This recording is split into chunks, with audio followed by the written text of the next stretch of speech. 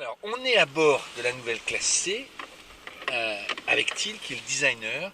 Avant que vous nous en parliez, une remarque. Quand j'ai vu les premières photos de cet intérieur, par rapport à tout ce que je connaissais de Mercedes, je me suis dit, waouh, ils ont tout changé.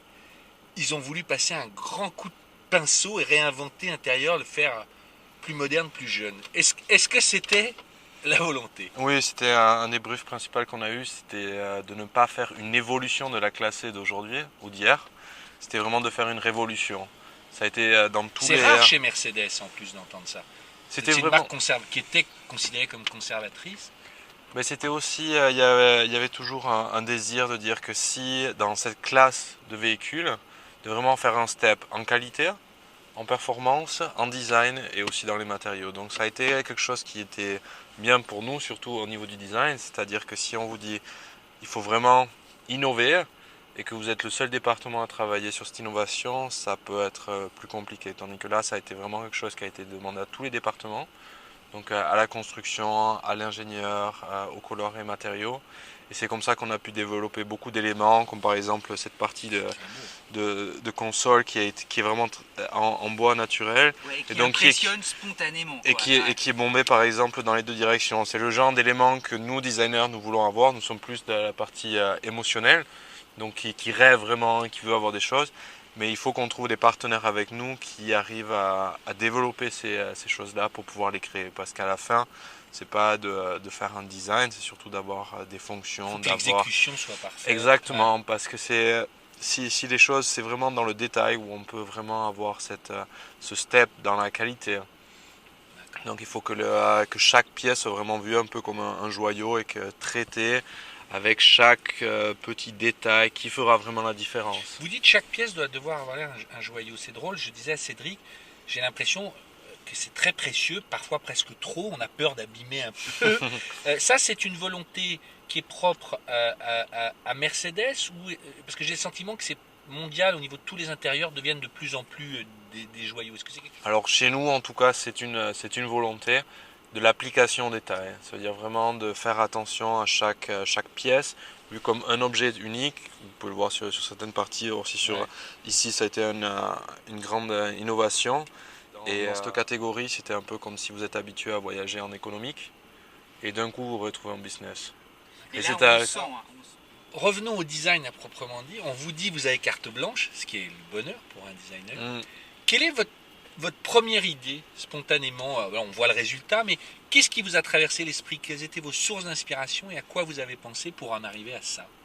Alors la carte blanche oui, mais ça doit quand même rester une Mercedes, donc c'est quand même quelque chose qui a un fort caractère, qui doit rester dans la famille, qui a ses effets. En même temps, on a eu la philosophie de Mercedes qui est arrivée, donc une design philosophie très claire, qui a C'est été quoi la design philosophie de en Mercedes? anglais c'est sensual purity. Ah oui, la pureté sensuelle. Ouais. Exactement, donc Sensuelle, c'est quelque chose qui a été qu'on a pu intégrer dans ce modèle, et donc on a eu la chance d'avoir une claire direction. Après, par exemple, on a commencé on avait le show-car de la F700 qui a été fait à l'intérieur à Com, où il y avait cette aile qui était très légère, posée sans, il n'y avait aucune partie au-dessous, sans dashboard, avec un tunnel qui était très rapide et très sportif. Et on est parti avec ça comme idée de base, et puis de voir quelle aurait été l'application en production de cette maquette. Là, cette idée de vague, qui est vraiment ce qu'on voit, hein, qui libère l'espace, et puis avec ces compteurs un peu empruntés de la SLS, d'ailleurs, ça, c'est ce qui structure un peu la planche de bord. C'est un peu la première Exactement, idée. c'était la connexion entre la planche de bord et le tunnel. C'est rarissime. Mais on a, spécialement pour cette voiture, c'est un des challenges qu'on a, c'est-à-dire qu'on a une bipolarité entre l'élégance et la sportivité. Ouais. Donc Et il faut, tout le temps, donc il faut toujours qu'on soit, surtout avec certaines, il y a certaines voitures qui se classent automatiquement dans l'élégance, comme la classe S, certaines dans la sportivité, comme SL, SLK, et ainsi de suite. Et c'est là, si vous voyez aussi par rapport à l'extérieur, vous avez, rien qu'avec la calandre, avec deux calandres différents, vous pouvez avoir un C'est aspect deux voitures complètement différentes. différent. On en parlait. Je voudrais revenir maintenant 30 secondes sur l'écran. Là, on passe un cap, c'est-à-dire que Moi, j'ai connu les écrans qui, au départ, étaient cachés et puis ils apparaissaient. Sous-intégré. Après, ils étaient intégrés petits, après intégrés grands. Là, ça y est, la tablette a envahi l'automobile, quoi. Maintenant, on se demande pourquoi on ne peut pas partir avec. Ça, c'est vous qui décidez ça ou c'est un cahier des charges pour montrer qu'on a une voiture technologique? Pourquoi elle est comme ça aussi protubérante? Dominante. Ouais. Alors ça a été une longue discussion, il y a beaucoup de départements qui ont influencé cette décision, qui est de toute façon prise par notre conseil d'administration. Et Ça c'est-à-dire... remonte jusqu'au conseil Oui, d'administration. oui, oui, C'est ça a été, tellement stratégique, ça. on en a, je pense que ça a été un élément qui a été, qui a été travaillé, retravaillé pendant plus d'un an. Et il faut savoir... Ça, c'est, Vous allez jusqu'à gérer le graphisme de l'interface et toutes ces Non, choses comme c'est ça? un département qui D'accord. est créé aussi entre l'Allemagne, mais aussi à Palo Alto aux États-Unis. Donc où il y a toute l'interface. Ce que vous êtes en train de me dire là, c'est qu'il y a des influences italiennes, vous êtes à Com, il y a des influences américaines pour la techno, c'est l'Allemagne qui tranche, mais c'est des voitures internationales, même si elles sont profondément allemandes, mais aujourd'hui le design est international, c'est un travail commun. Oui, mais on en parlait avec des collègues à vous anglais hier, c'est-à-dire que même si on a des designers qui sont français, travaillent en Allemagne pour une marque allemande, ça restera chaque voiture qui sort est une Mercedes-Benz. J'ai bien compris. Donc ça doit rester dans pas seulement dans Non, la mais c'est qualité, moi mais qui dans dis, voilà, dans l'esprit, dans les détails. Les volants, là, vous êtes arrivé à leur faire des volants plus petits, hein, parce qu'on se souvient tous des grands volants de camions.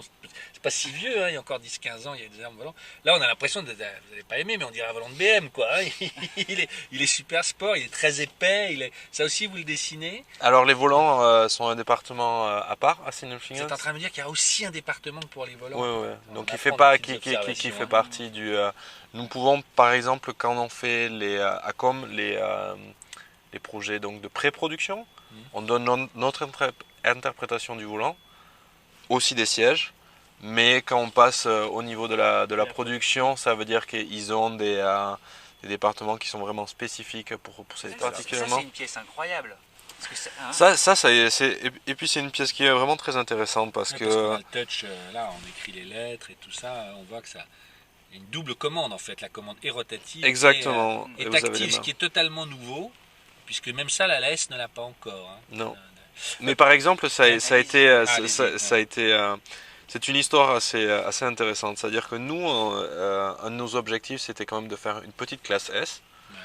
Et donc, on s'est dit aussi, bon, quel est l'objet iconique de la classe S? Et puis c'est cette partie-là. C'est là une parole allemande que j'aime beaucoup, ça s'appelle la Handschmeichler. Ouais. Je ne sais pas comment ça s'appelle en français, le repose-main. Ouais. Je pense que c'est un objet très iconique de la classe S. Et donc on s'est dit comment on pourrait les réinterpréter pour cette voiture. Et en même moment, on a eu donc nos collègues du département d'ingénieurs en Allemagne qui cherchaient des nouvelles technologies et qui commençaient à pousser pour intégrer le touchpad, mais aussi avec pas seulement des surfaces plates, donc aussi intégré avec des surfaces bombées, avec différentes fonctions comme le zoom, la rotation et tout ce genre de technologies. Et c'est vraiment là où on a pu rentrer ensemble et puis trouver vraiment ces solutions parce qu'il y avait aussi le même, ça a été un des effets qu'on devait avoir pour cette voiture, c'était réduire ce qu'ils appellent reduce to the max, donc c'est réduire vraiment à l'essentiel et puis faire toujours que ce soit dans des îles de famille. Ça veut dire vraiment La clim, exactement le menu. ça veut dire que Ouais. de ne pas chercher les boutons, ça veut dire on est obligé d'avoir des boutons qui ont des accès directs. Ça veut dire par exemple pour tout ce qui est la clim, on est en direct. Ouais. ça veut dire que on peut pas rentrer dans une voiture en plein été, il fait 47 chercher 25 degrés et sous-menus. puis Ça, je aller suis d'accord. menu, Ça, il je faut suis- que de Vous suite. êtes les seuls à le faire, tout le monde devrait le faire. La clim devrait rester toujours à bouton. Et donc ça a été aussi ici donc de chercher à mettre tous ces boutons ensemble et puis d'épurer, vraiment d'aller vraiment sur ce caractère. Et puis donc de petit à petit ça s'est créé ensemble avec donc entre nous au design, au développement et puis J'ai déjà filmé ce matin, mais c'est le diffuseur de parfum. diffuseur parfum. La classe quand même. Classe S aussi, ouais. c'était la Ouais. classe S qui Merci beaucoup, Thiel. Ben avec grand Vraiment, plaisir. Merci et bravo, good job, hein, parce que ça le fait, quoi. Visuellement, c'est top.